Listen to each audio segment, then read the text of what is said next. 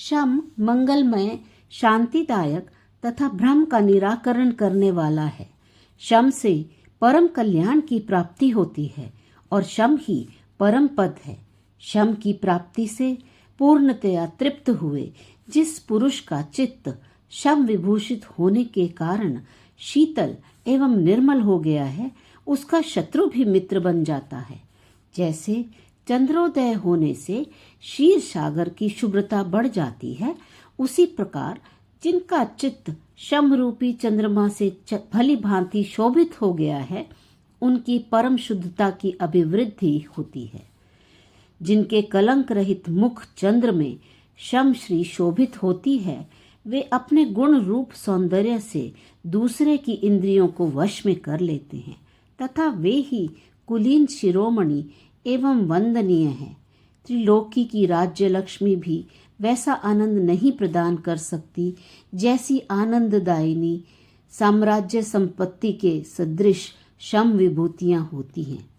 लोक में जितने दुख, जितनी दुस्सह तृष्णाएं और जितनी दुखदायिनी मानसिक व्यथाएं हैं, वे सब शांत चित्त वाले पुरुषों के निकट जाकर वैसे ही विलीन हो जाती हैं जैसे सूर्य की किरणों के संपर्क से अंधकार का विनाश हो जाता है।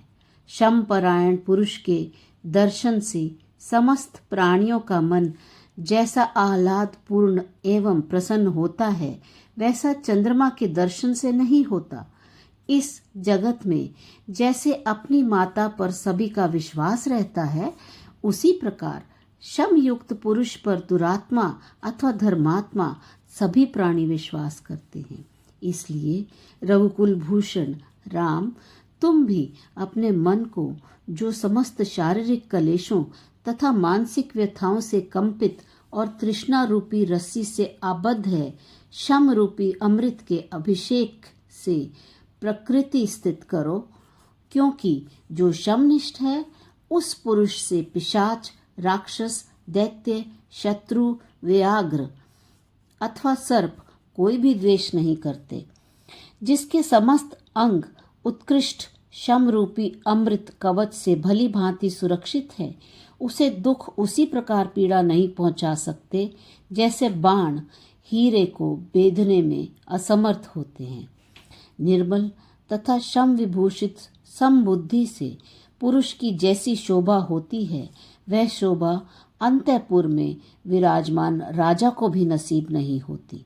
शम युक्त अंतःकरण वाले पुरुष का दर्शन करने से मनुष्य को जो शांति प्राप्त होती है, वह प्राणों से भी अधिक प्रिय स्वजन के मिलने से भी उपलब्ध नहीं होती।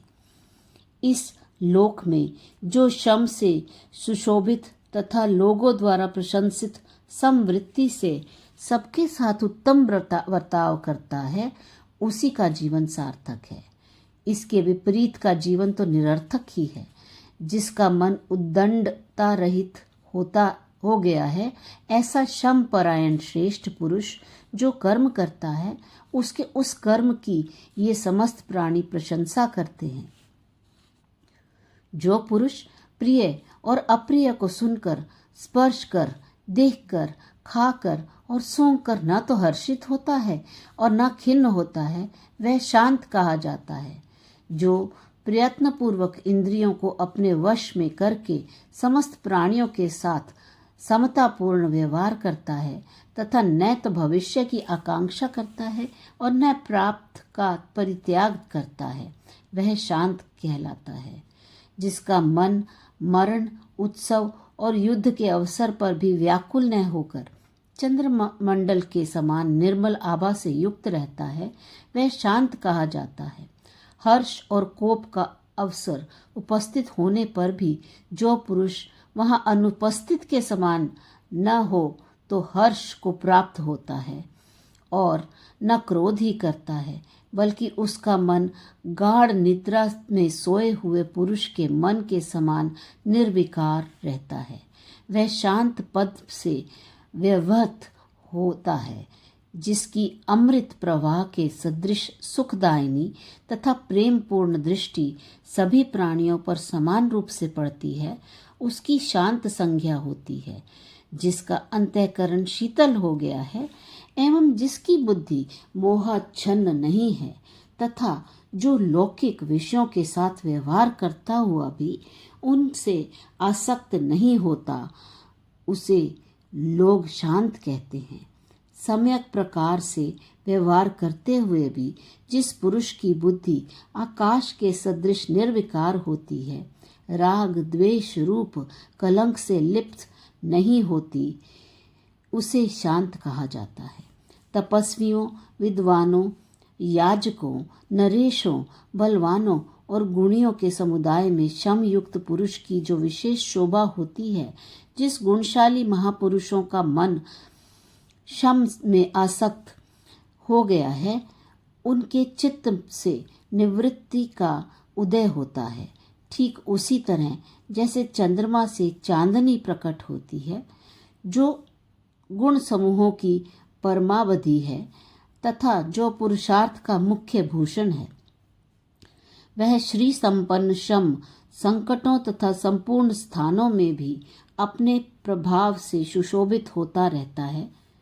रघुनंदन, जिसका अन्य पुरुष अपहरण नहीं कर सकते, जो पूज्य जनों द्वारा सावधानी के साथ सुरक्षित एवं अमृत स्वरूप है, उस शम उत्कृष्ट साधन का आश्रय लेकर बहुत से महानुभाव जिस क्रम से परम पद को प्राप्त हो चुके हैं, तुम भी परम पुरुषार्थ की सिद्धि के लिए उसी क्रम का अनुसरण करो। विचार संतोष और सत्समागम का विशेष रूप से वर्णन तथा चारों गुणों में से एक ही गुण के सेवन से सद्गति का कथन। श्री वशिष्ठ जी कहते हैं, राघव, कारणों के ज्ञाता पुरुष को शास्त्र ज्ञान से निर्मल हुई अतएव परम पवित्र बुद्धि द्वारा निरंतर आत्मचिंतन करना चाहिए, क्योंकि आत्म विषयक विचार करने से बुद्धि तीव्र होकर परम पद का साक्षात्कार कर लेती है। संसार रूपी महारोग के लिए विचार ही महौषधि है, जो अनंत कामना रूपी पल्लवों से सुशोभित है। ऐसा आपत्ति रूपी वन विचार रूपी आरे से काट दिए जाने पर पुनः अंकुरित नहीं होता।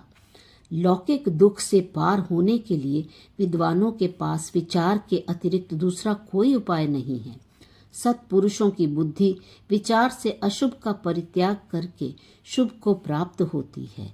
बुद्धिमानों के बल, बुद्धि, सामर्थ्य, कर्तव्य का ज्ञान, क्रिया और उसका फल ये सभी विचार से ही सफल होते हैं। अतः जो उचित अनुचित के रहस्योद्घाटन के लिए महान दीपक के समान है तथा अभीष्ट की सिद्धि करने वाला है, उस उत्कृष्ट विचार का आश्रय लेकर संसार सागर को पार करना चाहिए, क्योंकि विशुद्ध विचार रूपी सिंह हृदय स्थित विवेक रूपी कमलों को उखाड़ फेंकने वाले महामोह रूपी गजराजों को विदीर्ण कर डालता है। जो लोग विचार का अभ्युदय करने वाली बुद्धि द्वारा सबके साथ व्यवहार करते हैं, वे निश्चय ही अत्यंत श्रेष्ठ फलों के भागी होते हैं। सदाचार परायण मनुष्य अत्यंत विस्तृत महान आपत्तियों से युक्त मोह की परिस्थितियों में उसी प्रकार निमग्न नहीं होता जैसे सूर्य अंधकार में नहीं डूबते। जितने क्रूर कर्म, निषिद्धाचरण और कुत्सित मानसिक कष्ट हैं, वे सभी विचारहीनता से ही आविर्भूत होते हैं। जिस अधिकारी पुरुष का मन आशा की परवशता से रहित और विचार युक्त है, वह पूर्ण चंद्रमा की भांति अपने आत्मा में परमानंद का अनुभव करता है। जब मन में विवेकशीलता का उदय होता है, तब वह सारे विश्व को शीतल एवं सुशोभित करने वाली चंद्रमा की चांदनी की भांति सबको अत्यंत शीतल और अलंकृत कर देती है। जगत के सारे पदार्थ तभी तक सत्य की तरह रमणीय प्रतीत होते हैं जब तक विचार नहीं किया जाता। वस्तुतः उनका कोई अस्तित्व नहीं है, अतः विचार करने पर वे नष्ट हो जाते हैं। जो सम स्वरूप आनंदमय अक्षय, अनंत और अनन्याधीन है, वह कैवल्य पद को तुम विचार रूप महान वृक्ष का फल समझो, जो चित्त में स्थित होकर उत्तम अचल स्थिति प्रदान करने वाली है। उस आत्म विचार रूपी महौषधि से युक्त श्रेष्ठ पुरुष न तो अप्राप्त की आकांक्षा करता है और न प्राप्त का परित्याग ही। विचारशील पुरुष गई हुई वस्तु की उपेक्षा कर देता है और प्राप्त वस्तु का शास्त्रानुसार उपयोग करता है। वह मन की प्रतिकूलता में न तो शुद्ध होता है न अनुकूलता में प्रसन्न ही। उस समय जल से परिपूर्ण सागर की तरह उसकी शोभा होती है। इस प्रकार जिन उदाराशय महात्मा योगिनों का मन पूर्ण काम हो गया है, वे जीवन मुक्त होकर इस जगत में विचरण करते हैं। बुद्धिमान पुरुष को आपत्ति काल में भी मैं कौन हूँ, यह संसार किसका है, यों उसके प्रतिकार के लिए प्रयत्न पूर्वक विचार करना चाहिए। जैसे रात्रि में भूतल पर पदार्थों का ज्ञान दीपक से होता है, उसी प्रकार परमात्मा स्वरूप में स्थित प्राप्त करने के लिए वेद वेदांतों के सिद्धांतों की स्थितियों का निर्णय विचार द्वारा होता है। विचार रूपी सुंदर नेत्र अंधकार में नष्ट नहीं होते। उग्र तेजस्वी सूर्य आदि की ओर देखने पर ही उसकी ज्योति प्रतिहत नहीं होती और वह व्यवधान युक्त पदार्थों को भी देख लेता है। यह विचार चमत्कृति परमात्ममयी आदरणीय और परमानंद की एकमात्र साधिका है। अतः एक क्षण के लिए भी इसका परित्याग नहीं करना चाहिए। जैसे पक जाने के कारण मधुर रस से परिपूर्ण आम का फल सभी के लिए रुचिकर होता है, उसी तरह उत्तम विचार से युक्त पुरुष सामान्य जनों की बात तो क्या है, महापुरुषों के लिए भी आदरणीय हो जाता है।